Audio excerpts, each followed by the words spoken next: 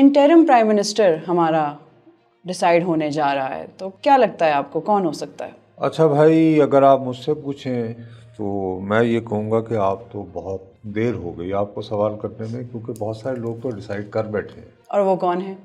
نہیں، جو میں یہ سوشل میڈیا وغیرہ میں دیکھتا ہوں اس میں زیادہ نام جو ہیں وہ صحافیوں کے آ رہے ہیں۔ ایک تو وہ ہمارے محسن بیگ صاحب جو آن لائن کے، اور پھر وہ ان پہ پہلے عمران خان سے ان کی بہت دوستی تھی، اور ابھی کوئی 2-3 ہفتوں سے میرے بہت عزیز جان دوست جناب نجم سیٹھی صاحب کا نام بہت چل رہا ہے۔ Interim prime minister? جی، انٹرم نگران وزیر اعلیٰ یا عبوری وزیر اعلیٰ کہتے ہیں۔ شاید یہ خیال ہے کہ جی وہ چونکہ پہلے پنجاب میں رہے تھے تو اب ان کی اپورڈ موبلٹی ہو جائے گی، اور چونکہ ان سے چیئرمین شپ چھینی گئی ہے کرکٹ بورڈ کی، پی سی بی کی، شاید اچھا وہ دونوں کے ساتھ میرے بہت اچھے تعلقات ہیں ذاتی طور پر، اور نجم صاحب کے ساتھ تو بالکل ہی بہت دیرینہ اور یعنی ہنسی مذاق اور چھیڑ چھاڑ۔ جگنو محسن جو ان کی مسز ہیں، وہ تو میں ان کا اٹرنل بردر نصرت بھائی لاڈلا ٹائپ کو، لیکن میرا نہیں خیال یہ، میرا اپنا خیال ہے کہ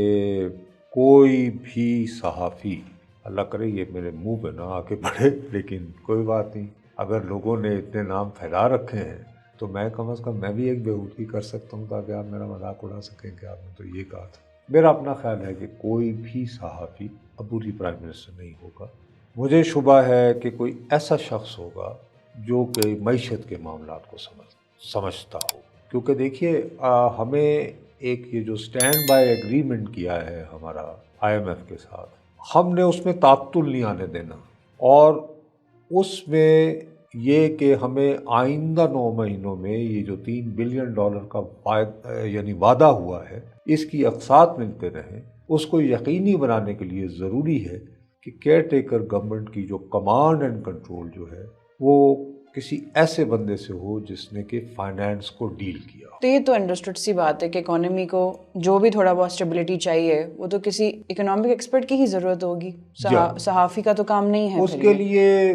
بہت سارے لوگوں کو یہ امید تھی کہ رضا باقر صاحب ہو سکتے ہیں جو پہلے اسٹیٹ بینک کے گورنر رہے، کیونکہ وہ IMF کے تھے، اور مصر نے ماشاءاللہ جو اتنی زیادہ ترقی کی ہے اس کے لیے جو IMF کا پروگرام ہوا تھا نا، وہ انہوں نے ڈیزائن کیا تھا، اور یہ اس کے وہاں کے کنٹری ہیڈ وغیرہ تھے، اسی لیے وہاں فاقہ کشی کا عالم ہے۔ میرا خیال ہے وہ بھی نہیں ہوں گے، اس وجہ سے نہیں ہوں گے کہ ہمارا ان کو اسٹیٹ بینک میں لانے کا جو مقصد تھا وہ یہ تھا کہ IMF کے ساتھ ہمارے معاملات سموتھ رہے، وہ نہیں رہے۔ اس کے بعد ابھی ریسنٹلی یہ ایک ایسے اسکینڈل کی گرداب میں آئے ہیں کہ اس کی وجہ سے ان کے کافی نمبر خراب ہوں گے، مرزا صاحب کے۔ یہ جب کووڈ پھیلا تھا تو IMF اور ورلڈ بینک وغیرہ کے آگے غریب ملکوں نے بہت داد فریاد کی تھی، انہوں نے کہا کہ بھائی صاحب ہم تو مارے گئے اور اب آپ ہم سے قرضوں کی اور یہ وہ قسطیں، بھائی تم لوگ تو امیر لوگ ہو، ہم کہاں جائیں؟ تو انہوں نے کہا تھا کچھ نہ، ہر ملک کو اس کی حیثیت بساط اور کوٹا کے مطابق کچھ انہوں نے رعایتیں دی تھی۔ اینی تو پاکستان کو $3 ارب، جو چھوٹی رقم نہیں ہوتی۔ اب آپ دیکھیے ہمیں اتنے ترلے منتیں کرنے کے بعد کیا ملے گا 9 مہینے میں $3 ارب، اور اس کے لیے ہمیں کتنی شرائط پر عمل کرنا پڑا۔ بالکل، بجلی کے وزن کے بل وہ بڑھانے ہیں، ریٹس بڑھانے ہیں، یہ وہ، لیکن یہ تھا انہوں نے کہا کہ یہ ہم آپ کو انتہائی لیٹس سے کہ تھرو اوے، یعنی 2%، 1%، 3% شرح سود پہ، یعنی 3 ارب تھرو اوے۔ نہیں یہ دیکھیں نا، اگر آپ کو فرض کریں 2% اس کا وہ شرح سود، تو ایک تھرو اوے ہی ہے نا۔ اور IMF کی طرف سے خیرات تو ملتی ہے نا، وہ خیرات بھی ملتی ہے، قرضہ بھی ملتا ہے، اور کبھی کبھی سر پہ ڈنڈا بھی آتا ہے، جو خیرات دیتا ہے وہ ڈنڈا بھی مارتا ہے۔ اینی وے، لیکن چونکہ وہ اس وقت حالات تھے نا کووڈ والے، انہوں نے یہ کیا کیا کہ وہ جو $3 ارب تھے نا، یہ انہوں نے 620 ان افراد میں بانٹ دیے جو آلریڈی بڑے بڑے کاروبار کے اجارہ دار تھے۔ یہ آئیڈیا یہ کہ یہ ایک بہت پرانی تھیوری ہے، 1960 میں ایوب خان کے زمانے میں آئی تھی، کہ یہ ایک ٹرکل ڈاؤن تھیوری ہوتی ہے۔ اس میں یہ ہے کہ آپ آلریڈی جو کاروباری لوگ ہیں نا، جن میں ہے، ان کو اور اسٹرینتھن کریں، تو وہ جب بہت امیر ہو جائیں گے تو اور کارخانے لگائیں گے، اور یہ پھر لوگوں تک ٹرکل ڈاؤن یعنی خوشحالی جو ہے وہ قطرے قطرے کی صورت وہ قریب لوگوں میں ٹرانسفر ہوگی، یہ اس تھیوری کو کہتے ہیں۔ لیکن اس کا نتیجہ یہ نکلا تھا کہ ایوب خان کے جب 10 سال ختم ہوئے تو اس سے پہلے ڈاکٹر محبوب اللہ جو بہت مشہور اکانومسٹ تھے، تو انہوں نے ایک پیپر لکھا تھا جس میں کہا کہ 22 خاندان جو ہیں وہ ہر کاروبار کے اجارہ دار ہو گئے، خواہ وہ بینکنگ ہو، انشورنس ہو، ٹیکسٹائل ہو۔ تو وہ آلریڈی ایک فیلڈ ایک فلسفی، لیکن بہرحال رضا باقر صاحب نے، لیکن یہ واشنگٹن وغیرہ میں ابھی بھی اس کو نیو لبرل پالیسی کہتے ہیں، وہ انہوں نے کر کے تو بانٹ دیا۔ حالانکہ اس کا بیسک آئیڈیا یہ تھا کہ یہ جو رقوم ہے یہ ان لوگوں کو فراہم کی جائے وایا بینکس جن کے چھوٹے کاروبار تھے۔ دیکھیے، جب ایک بڑا انڈسٹریلسٹ مونوپولسٹ جو ہے وہ جب کہتا ہے، اس کو جب سستے داموں ملتا ہے قرضہ مشنری کے حصول کے لیے، تو وہ لیٹسٹ جو ہے وہ مشین لے آتا ہے، تو اس سے ہمارے جیسے ملکوں میں تو بابو جابس تو جنریٹ نہیں ہوتے، مزید نوکریاں تو پیدا نہیں ہوتی ہمیں تو اچھا یہ بھی لطیفہ ہوا، کل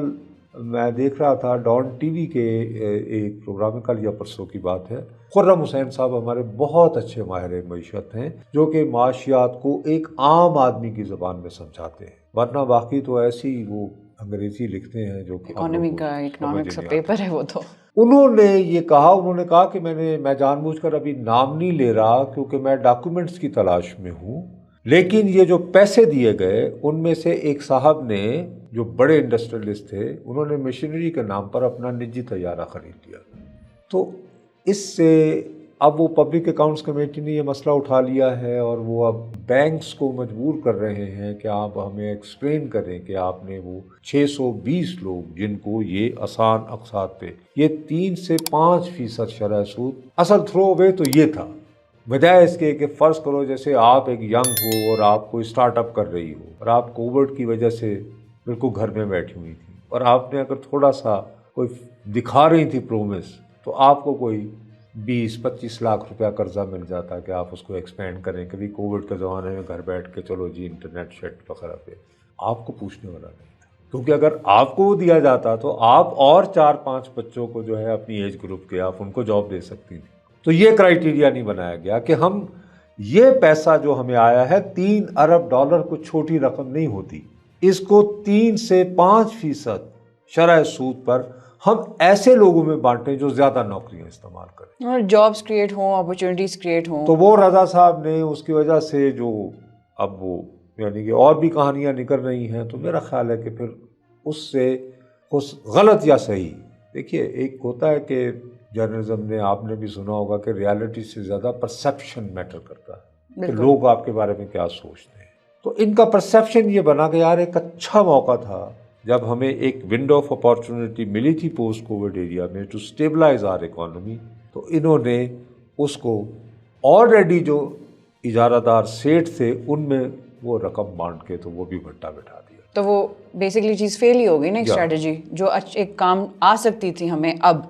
وہ اس وقت خراب ہو گیا۔ نہیں اب تو خیر کیا، لیکن اب تو بلکہ ہم تو اس کا خمیازہ بھگت رہے ہیں نا جو 2020 میں ہوا اس نان سینس کا، ٹھیک ہے نا۔ تو میرا ورنہ پہلے میں کافی سنجیدگی سے لے رہا تھا کہ شاید جو رضا باقر صاحب اسی طرح، بھائی یہ جو ہمیں IMF کے آگے اتنی ناک سے لگانی پڑی ہیں لکیریں، تو یہ معاہدہ کس نے سائن کیا تھا؟ حفیظ شیخ نے، وہ اس پہ امپلیمنٹ نہ کروا پائے نا،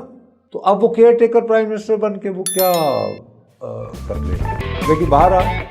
چونکہ ہم لوگوں کے اب ایسے بھی ہو سکتا ہے، مطلب جیسے میں اپنے آپ کو بڑا ان دنوں میں بہت متحرک جرنلسٹ ہوتا تھا، بڑا ویل انفارم سمجھتا تھا، بخدا 1993 میں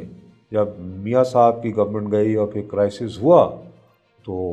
میرے وہم و گمان میں بھی نہیں تھا کہ ایک کوئی معین قریشی صاحب کے نام کی کوئی شخصیت ہے اور وہ آئے گی اور وہ یہاں پہ کیئر ٹیکر پرائم منسٹر بن گئی۔ وہ میں ایسے ہی اڑتے اڑتے ان کا نام لکیلی، مطلب کہ میری عزت رہ گئی اس طرح سے لکیلی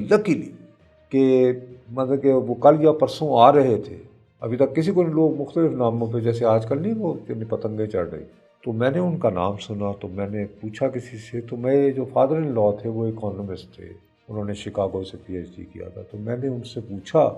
تو انہوں نے مجھے بتایا کہ نہیں بیٹا وہ معین قریشی صاحب تو یہ ان کا بیک گراؤنڈ ہے، وہ اتفاق سے مجھے کلاس فیلو بھی رہے تھے گورنمنٹ کالج وغیرہ میں لاہور میں. تو مجھے تھوڑا سا تو انہوں نے کہا اچھا میں، تو انہوں نے سرتاج صاحب کو فون کر لیا، سرتاج عزیز صاحب.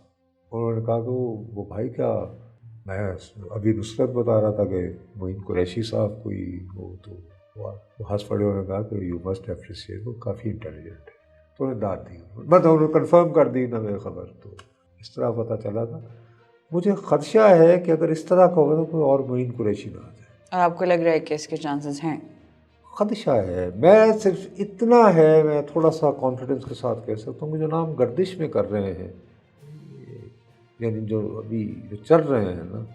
یہ مجھے زیادہ کائٹ فلائنگ لگ رہی ہے. May be I prove wrong in that. کہ جو پبلک میں اس وقت نام زیادہ آ رہے ہیں ان میں سے کوئی نہیں ہوگا، کوئی بالکل ہی کوئی تیسرا چوتھا بندہ ہوگا جس کے بارے میں ہم نے نہیں سوچا ابھی تک. مجھے خدشہ ہے،